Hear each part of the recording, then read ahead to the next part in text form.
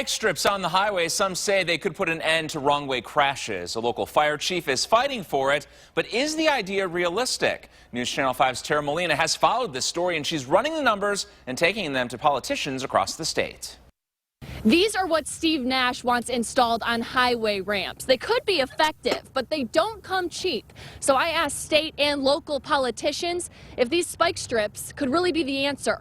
You've probably seen them outside secure parking lots or if you've rented a car. Battalion Chief Steve Nash now wants them on our roads. Spikes at the top of the ramp, even if they're impaired, they're going to realize that something's wrong with their car, and if they don't, maybe they're going 10 miles an hour at the most. We first shared his idea weeks ago. Since then, the father of a wrong-way crash victim joined his fight. But are these an economically realistic solution? I did some investigating and got a quote from a national spike strip company.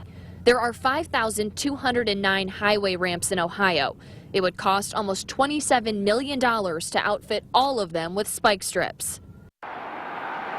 The Ohio Department of Transportation told me in a statement they don't support the idea, based on an out-of-state study that found the strips could pose a risk to drivers following the rules of the road. But politicians I talked to don't agree. We've tolerated it for too long and we have to stop. Lake County Commissioner Kevin Malachak told me something has to change.